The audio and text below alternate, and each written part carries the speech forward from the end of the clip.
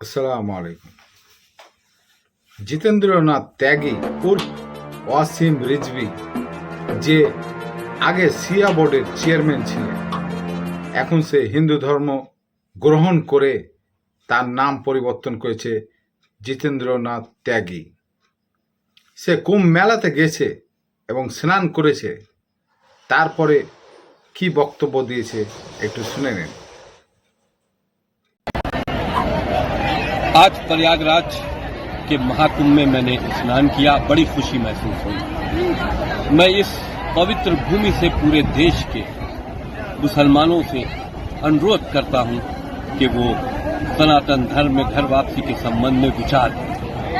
मैं एक ऐसा संगठन तैयार कर रहा हूं अपने मित्रों के माध्यम से, जो हमारे संगठन के माध्यम से मुस्लिम परिवार सनातन धर्म में घर वापसी करेंगे। उनको हम प्रति माह 3,000 रुपए देते रहेंगे उस वक्त तक जब तक कि वो पूर्ण रूप से सनातन धर्म में सेटल ना हो जाए।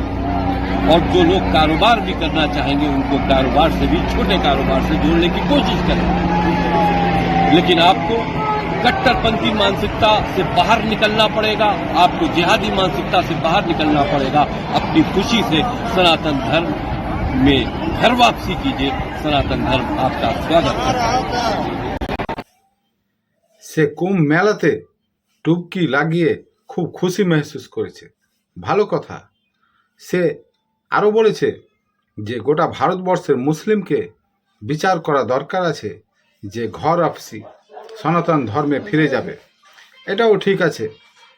আর্টিকেল 25 তাকে অধিকার দেয় যে নিজের ধর্ম প্রচার করা এবং পালন করা। সে এটাও করতে পারে, কিন্তু টাকা পয়সা দিয়ে লোভ দেখিয়ে যে মাসে মাসে 3,000 টাকা দেওয়া হবে, তোমরা সনাতন ধর্ম যে গ্রহণ করবে তাকে দেওয়া হবে, সে একটা সংস্থা তৈরি করছে যে ব্যবসা করবে তাদেরকেও সহযোগিতা করা হবে, এই প্রলোভন দেখিয়ে আমি মনে করি। এবং আমাদের সংবিধানে অনুযায়ী আর্টিকেল 25-এর এটা ভায়োলেশন করা হচ্ছে। তাই যোগী সরকার এবং সুপ্রিম কোর্টের কাছে অনুরোধ থাকবে যে তার প্রতি কড়া অ্যাকশন নেওয়া।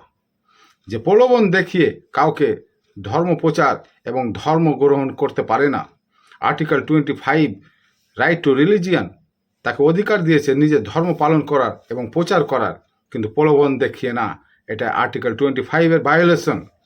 তারপর সে বলেছে যে সংস্থা তৈরি করছে যে যারা হিন্দু থেকে মুসলিম থেকে হিন্দু হবে, সনাতন ধর্ম গ্রহণ করবে, তাদেরকে মাসে মাসে 3,000 টাকা করে দেওয়া হবে।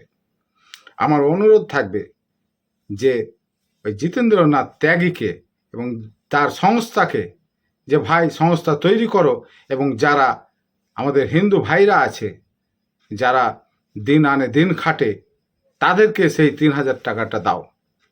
কেন কি তারা তো সনাতন ধর্মের, তারা হিন্দু, তাদেরকে টাকাটা দাও। তোমরা মুসলিমকে কেন দিতে যাবে? তাই আমার অনুরোধ থাকবে সেই সংস্থার কাছে যে আমাদের হিন্দু ভাইদের যাদের প্রয়োজন আছে, যারা গরিব মানুষ, তাদেরকে সেই 3,000 টাকা করে দেওয়া হোক। উত্তরপ্রদেশ পুলিশ এবং সুপ্রিম কোর্টের কাছে আর্জি থাকবে যে এই জিতেন্দ্রনাথ ত্যাগীকে অবিলম্বে গ্রেপ্তার করা হোক। আসসালামু আলাইকুম। সুস্থ থাকবেন, ভালো থাকবেন।